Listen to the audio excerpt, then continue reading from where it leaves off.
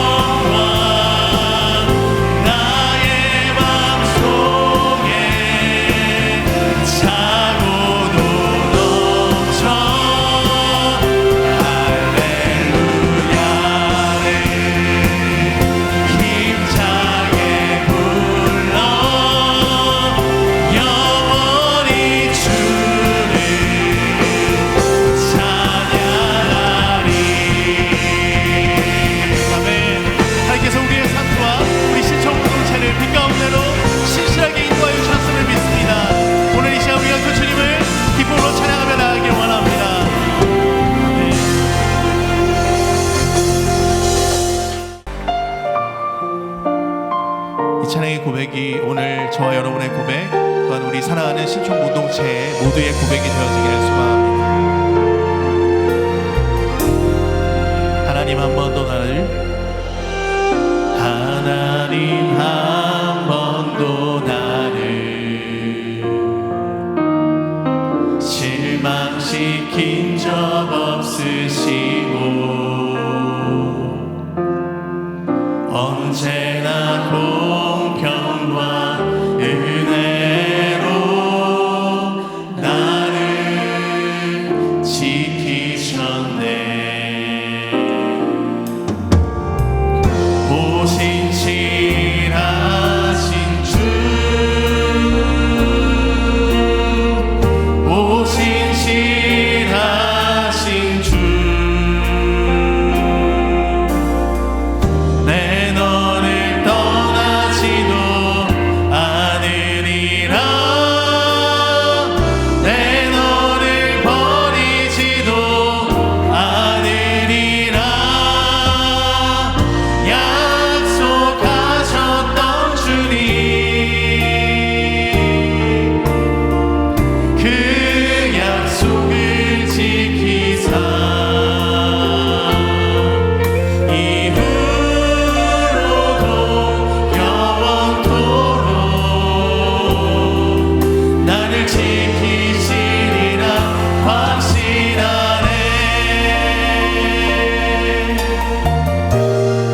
지나온 모든 세월들, 지나온 모든 세월들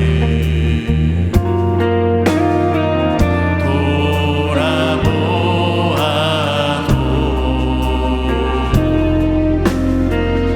그 어느 것 하나 주의 손길 안 미친 것 전혀 없네.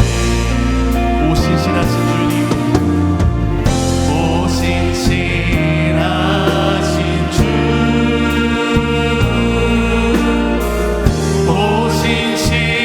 오신실하신 주, 내 너를 떠나지도 않으리라, 내 너를 버리지도 않으리라 약속하셨던 주님, 그 약속을 지키사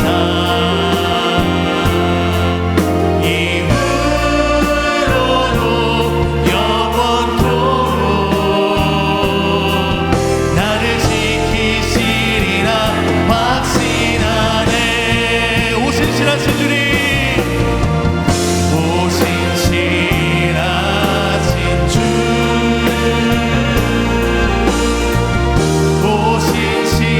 오신실하신 주, 내 너를 떠나지도 않으리라, 내 너를 버리지도 않으리라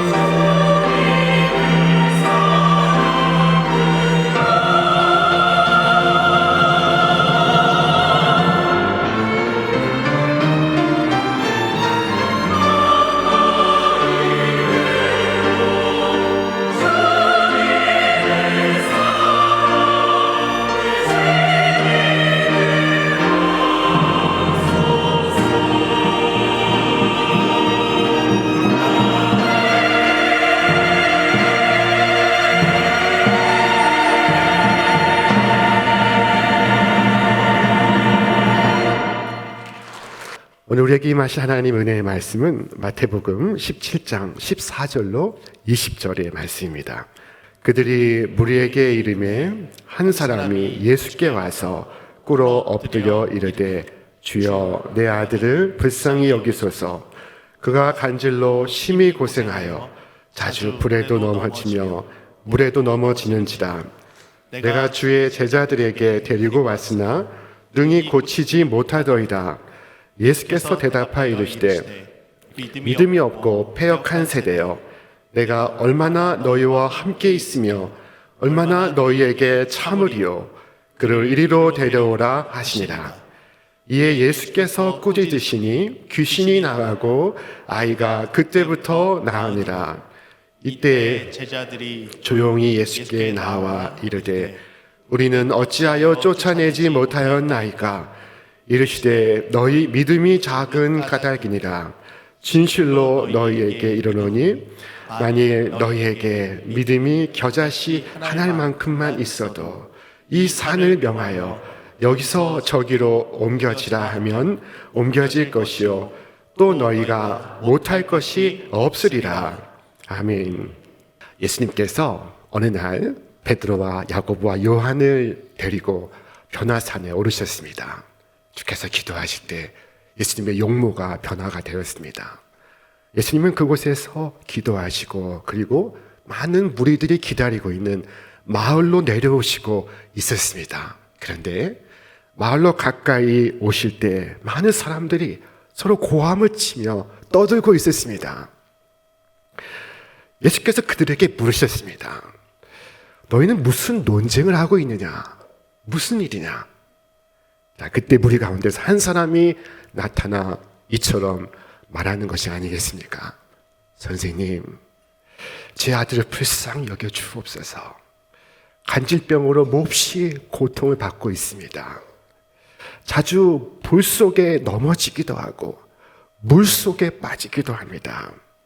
제가 이 아이를 선생님의 제자들에게로 데려왔으나 그들은 고치지 못하였습니다.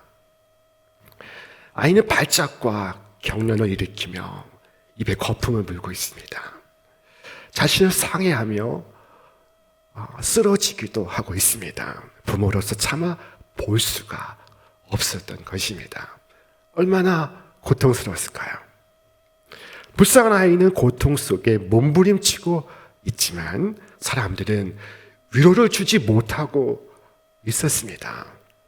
주님은 이런 현실에 대해 탄식하셨습니다. 이 믿음이 없는 세대요. 여기서 주목하십시오. 예수님께서 능력이 없는 세대요 라고 말씀하지 않으셨습니다. 믿음이 없는 세대요 라고 말씀하신 것입니다. 예수님께서 책망하신 것은 지위의 높낮임이 아니요 재산의 많고 적음이 아니었습니다. 예수님께서 책망하신 것은 믿음 없음에 대한 것이었습니다. 예수님은 믿음의 결핍을 문제의 원인으로 보시고 있습니다. 능력이 없는 것이 아니라 믿음이 없는 것이었습니다. 물질이 없는 것이 아니라 믿음이 없었던 것입니다. 환경과 상황이 아닙니다. 믿음이 없는 것입니다. 그런데 여기에서 주의할 것은 책망의 대상이 되고 있는 것은 비단 제자들만이 아니라 그 세대 전체라는 것입니다. 예수께서 그들에게 말씀하셨습니다. 이 믿음이 없는 세대요. 이 말씀을 접할 때마다 저는 우리의 시대를 돌아보지 않을 수가 없습니다. 우리는 어떻습니까? 오늘 이 시대를 향하여 주께서 뭐라고 말씀하실까요? 주님은 곧 아이를 내게 데려오라 말씀하시고 그리고 책망하실 때 귀신이 아이에서 떠나가고 아이는 그 시로부터 깨끗하게 나음을 입었습니다. 나중에 예수님께 나와 은근히 묻지 않았겠습니까? 선생님, 어찌하여 우리는 귀신을 쫓아내지 못하였나이까? 자, 그때 예수께서 말씀하시기를 너희 믿음이 적은 까닭이라 하시며 이처럼 설명을 하셨습니다. 만일 너희에게 믿음이 겨자씨 하나만큼만 있어도 이 산을 명하여 여기서 저기로 옮겨지라 하면 옮겨질 것이요 또 너희가 못할 것이 없으리라. 우리 앞에는 움직이지 않을 것 같은 거대한 산이 있습니다. 이 산을 어떻게 하면 좋겠습니까? 이 산은 거대하게 우리 앞에 서 있습니다. 그런 문제 앞에서 우리 아무것도 할 수 없다고 생각합니다. 그러나 주께서 말씀하시기를 할 수 있거든이 무슨 말이냐? 믿는 자에게는 능히 하지 못할 일이 없느니라. 믿는 자에게는 능히 할 일이 능치 못할 일이 없다 하신 이 말씀 속에는 어마어마한 진리가 담겨 있습니다. 그것은 믿음은 곧 능력이라는 것입니다. 믿는 자가 되면 귀신을 꾸짖고 귀신을 쫓아낼 수 있습니다. 그러나 믿음이 없으면 귀신에 붙잡히게 되고 귀신에 사로잡히게 됩니다. 그때 예수께서 말씀하시기를 내가 얼마나 너희와 함께 있겠느냐, 내가 너희를 얼마나 기다려야 하느냐. 주께서 근심하십니다. 무엇이 예수님을 슬프게 하고 있습니까? 바로 사람들의 믿음 없는 것이었습니다. 성경을 말씀합니다. 우리 함께 읽겠습니다. 믿음이 없이는 하나님을 기쁘시게 하지 못하나니. 믿음이 없이는 하나님을 기쁘게 할 수 없습니다. 예수께서 바라시는 것, 그것은 한 가지, 우리의 믿음이었습니다. 70년 전 6.25 전쟁 후에 이 땅은 폐허가 되어 있었습니다. 절망과 어둠이 이 한반도를 덮었습니다. 무엇이 남아 있었겠습니까? 무엇을 기대할 수 있었겠습니까? 자, 그 땅 위에 우리 신촌교회가 선 것입니다. 그리고 낙심한 사람들 향하여 이성복 목사님께서 외치셨습니다. 자, 살고자 하는 자는 믿으라. 초대교회 성도들은 모든 난관을 믿음으로 헤쳤으니 그들이 믿음으로 나갈 때 모든 난관이 추풍 낙엽과 같았다고 말씀하셨습니다. 그리고 당신의 경험을 소개하셨습니다. 6.25 전쟁 직후 안동 책거리에 집회를 갔습니다. 첫날부터 은혜가 쏟아졌습니다. 그러나 다음날 빨치산들이 내려와서 신자들의 집을 불사르는 환란을 당하니 얼마나 고통이요 실망일까 걱정을 했습니다. 그 신자들은 조금도 낭망하지 않고 목사님 참 감사합니다 라고 말하는 것이 아니겠습니까? 그 전에는 집을 지키느라고 부흥회를 해도 번갈아 다니면서 남았는데 은혜를 마음껏 받을 수 없었는데 이번에는 그 집이 없어져서 온 식구들이 아이들까지 다 나와 몽땅 은혜를 받으니 참 감사합니다. 그래서 그 교회 집회 중에 지은 노래가 가시밭에 백합화라는 찬송입니다. 이 찬송은 이성복 목사님께서 지으신 것입니다. 가시밭에 백합화는 우리 교단을 상징하는 로고가 되었습니다. 문양이 된 것입니다. 자, 로마서 1장 17절에서 말씀하시기를 오직 의인은 믿음으로 말미암아 살리라 하셨습니다. 이 오직이라는 말은 예외가 없다는 것입니다. 아이나 어른이나 남자나 여자나 예외가 없다는 것입니다. 살고자 하는 자는 믿어야 한다고 말씀하십니다. 의인은 믿음으로 삽니다. 믿음으로 천국을 삽니다. 천국을 앞당겨 삽니다. 천국에 들어갑니다. 믿음은 천국의 열쇠인 것입니다. 아무리 힘든 일 많고 고난이 많아도 믿으면 살 것이고 아무리 편하고 족하게 있어도 믿음 없으면 살 수 없습니다. 그러므로 믿음은 금보다 더 귀한 것입니다. 이 믿음으로써 우리의 조상들은 어두운 시대를 헤쳐나오셨습니다. 어둠을 물리치고 온 길을 뿜으며 차갑고 어두운 시대를 이겨 오셨습니다. 믿음은 강력한 힘이 있습니다. 이 믿음은 하나님과 나를 연결시켜주고 있기 때문입니다. 자, 우리는 지금 이 아름다운 불빛 아래에서 예배를 드리고 있습니다. 자, 그런데 만약에 전기가 끊어진다면 어떻게 될까요? 자, 아무리 훌륭한 건물일지라도 전기가 들어오지 않는다면 무슨 소용이 있습니까? 지하 4층부터 지상 6층까지 여러분, 전기가 끊어지면 어떻게 되는 것입니까? 이 마이크는 무슨 소용이 있으며 전등은 무슨 의미가 있습니까? 그와 마찬가지로 믿음이 끊어진다면 성도의 생명은 끝난 것입니다. 하나님과 나와의 절대적 관계는 이 믿음으로 이어져 있습니다. 낙심한 일이 있었습니까? 여러분의 믿음이 연결되어 있는지를 확인해 보시기를 바랍니다. 믿음은 비록 가는 줄 같아 보일지라도 위대하신 하나님의 손에 연결되어 있습니다. 무한한 힘이 그 줄을 당기고 있습니다. 그래서 그를 절망으로부터 끌어냅니다. 파멸로부터 건집니다. 믿음은 참으로 복된 것입니다. 하나님과 나를 이어주기 까닭입니다. 그래서 이 믿음을 가지고 있는 안식을 누리고 평강을 맛보며 기쁨과 즐거움을 누리고 있습니다. 믿음을 통해 어떠한 문제든 하나님 앞에 가져가면 하나님은 그 믿음에 모든 천국을 담아서 주십니다. 오늘 본문 속에 등장하는 아버지도 마찬가지입니다. 그의 능력은 다른 데 있지 아니하였으니 그것은 곧 고통 속에 있던 그가 주님께 나아가는 데 있었습니다. 오늘 우리도 믿음을 통해 주님께 나아갈 수 있습니다. 우리는 능력을 갖고 있지 않습니다. 우리는 무지무능합니다. 그러나 주는 모든 능력을 갖고 계시니 그는 전지전능하십니다.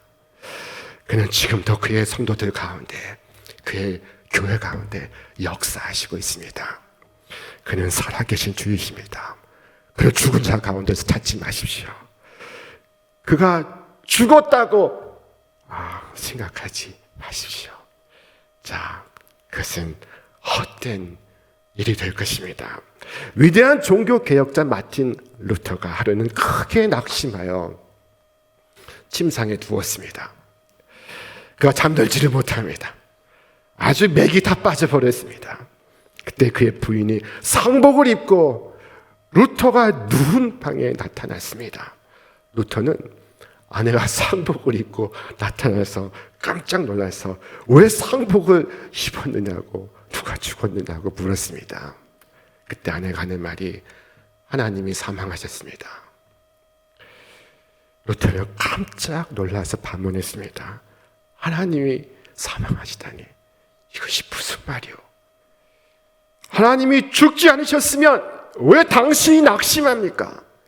전능하신 하나님을 믿으면 왜 당신이 낙심에 누워 있습니까? 이것이 그의 아내의 대답이었습니다. 그때 루터가 벌떡 일어나서 당신 말이 옳소 하고 용기를 회복했다는 것입니다. 우리 가운데 낙심하는 분이 있습니까? 절망하는 자가 있습니까? 주께서 살아계십니다. 그는 전지전능하십니다. 살아계신 주를 믿는 자에게 낙심이 어인 말이고 절망이 무슨 말입니까? 하나님은 전능하신 나의 주, 나의 하나님이십니다. 어떤 상황도 그분에겐 어려운 것이 없습니다. 우리는 그분께 우리의 문제를 가지고 나아갈 수 있습니다. 그분은 졸지 않으십니다. 주무시지 않으십니다. 그분은 우리의 고통에 무관심하지 않으시고 우리의 슬픔에 무관심하지 않으십니다. 우리 어떤 사람들이 희망 없는 상태에 놓여 있다고 전제하고 지레 포기합니다. 그래서 그들에게 주님을 소개하지 않고 포기해 버립니다. 이로써 우리는 거룩하신 하나님을 제안합니다. 주의 영광을 깎아내리고 그들에게는 상처를 주고 있습니다. 1955년 이 나라는 약하고 그리고 이 민족은 도움과 원조를 받고 있었습니다. 자, 그러나 교회는 이 백성에게 주 예수를 전했습니다. 그들을 예수님께로 인도했습니다. 오늘도 예수님은 병든 아이를 이리로 데려오라 말씀하십니다. 그 따뜻한 음성으로, 그 온유한 음성으로 데려오라 말씀하십니다. 사랑하는 여러분, 고통 속에 있는 사람, 절망 중에 있는 사람, 여러분이 가장 사랑하는 사람, 그를 반드시 예수님께로 데려오십시오. 어떤 누구에게도 절망을 부추기고 절망의 생각을 집어넣는 것은 극악 무도한 용서받을 수 없는 배도의 행위입니다. 그리스도께서 구원하실 수 없으니까 그럴 수 없습니다. 모세는 가데스 바네아에서 이스라엘 12지파 가운데 한 명씩을 택하여 12명의 정탐꾼을 가나안 땅에 파견했습니다. 그들의 미래로 보냈습니다. 정탐꾼들은 40일간 가나안 전역을 탐지하고 이스라엘 백성과 모세 앞에서 보고 대회를 가졌습니다. 그 땅은 과연 젖과 꿀이 흐르는 땅이었습니다. 그 땅의 과일들은 크고 풍성했습니다. 이때 여호수아와 갈렙은 백성들에게 말했습니다. 우리가 곧 올라가서 그 땅을 취하자. 우리가 능히 이기리라. 그때 다른 10명의 정탐꾼들은 정반대 복을 합니다. 우리는 도저히 올라갈 수 없으니 우리는 그들보다 약함이라. 이 보고를 듣던 이스라엘 백성들 사이에서 동요와 혼란이 일기 시작했습니다. 자, 이 10명의 부정적인 보고는 사실을 왜곡시키는 단계로까지 발전해 갔습니다. 그 정탐한 땅을 악평화 이르되 우리가 두루 다니며 정탐한 땅은 그 거주민을 삼키는 땅이요. 그들은 젖과 꿀이 흐르는 땅을 주시겠다고 하신 하나님의 약속을 거짓말로 만들어 버렸습니다. 그리고 자신들을 스스로 비하하여 자신은 메뚜기와 같다고 말했습니다. 부정적인 감정은 여러분 독감보다도 전염성이 강합니다. 그 밤에 전체 백성에게 이 생각이 퍼졌습니다. 백성들은 밤새 울부짖고 모세를 원망하고 하나님을 원망하고 신세를 한탄했습니다. 우리가 애굽에서 나오지 말았더라면, 우리가 광야에서 죽었더라면. 절망은 그때 이 성을 마비시키고 있었습니다. 백성은 가나안 땅에 들어갈 수 없다고, 미래로 나아갈 수 없다고 단정을 지었습니다. 그들은 하나님을 악한 분으로 만들어 갔습니다. 그리고 모세와 아론에게 반기를 들고 새로운 사람을 뽑아 애굽으로 돌아가자고 말했습니다. 여호수아와 갈렙이 그들의 마음을 바꾸고자 하나 그들은 돌을 들어 여호수아와 갈렙을 치고자 합니다. 바로 그때 하나님께서 이스라엘 백성들 가운데 나타나셨습니다. 하나님께서 노여움을 띤 채 모세에게 말씀하십니다. 모세야, 이 백성이 어느 때까지 나를 멸시하겠느냐? 내가 그들 중에 많은 이적을 행하였으나 어느 때까지 나를 믿지 않겠느냐? 여기서 이스라엘의 죄가 어느 때까지 그들이 나를 믿지 않겠느냐? 라고 하는 불신앙으로 규정되고 있는 것을 주목하시기 바랍니다. 그들의 불안과 두려움과 걱정과 근심을 하나님은 불신앙으로 규정하고 있으십니다. 틀림없이 그들은 자기들이 저 가나안 아낙 자손을 두려워하는 것이 매우 자연스러운 일이었다고 항변할 것입니다. 그들에게 자신들은 메뚜기처럼 보일 것이며 자신들이 두려워 떠는 것은 당연한 일이었다고 말할 것입니다. 그러나 하나님은 말씀하십니다. 그렇지 않다. 그것은 변명이며 핑계이니라. 만일 나를 믿었다면 어떠한 두려움도 너희 마음속에 깃들지 아니하였으리라.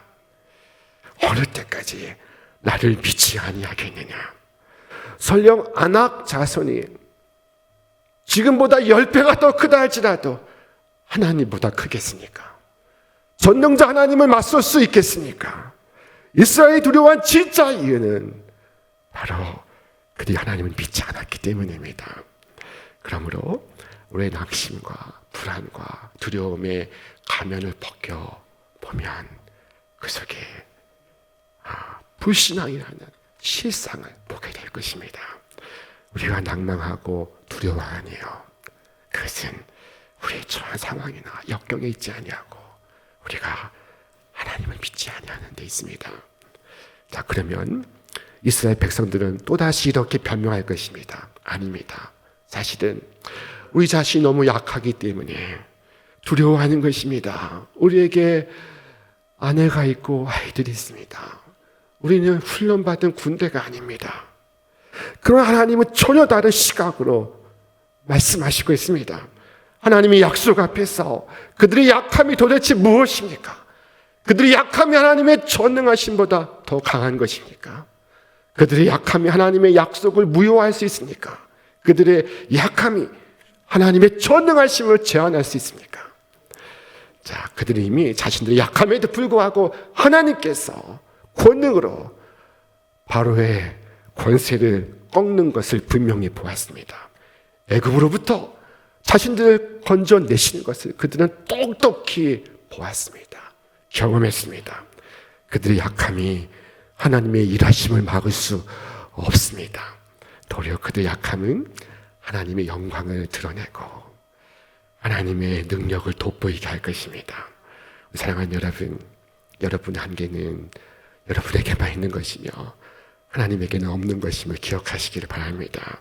아무리 큰 죄와 아무리 깊은 절망도 우리 구주 예수의 구원하는 능력을 좌절시킬 수 없습니다.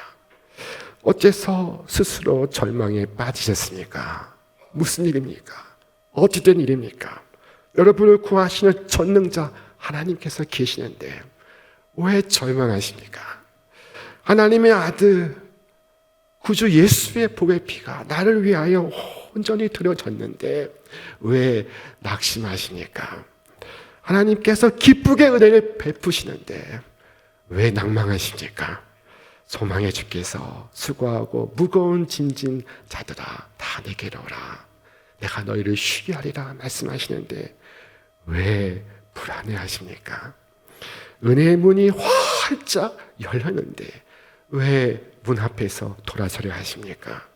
너희의 죄가 주홍 같을지라도 눈과 같이 이어질 것이요 진홍같이 붉을지라도 양털같이 희게 되리라 말씀하시는데 생명의 주 앞에서 왜 돌아가려 하십니까?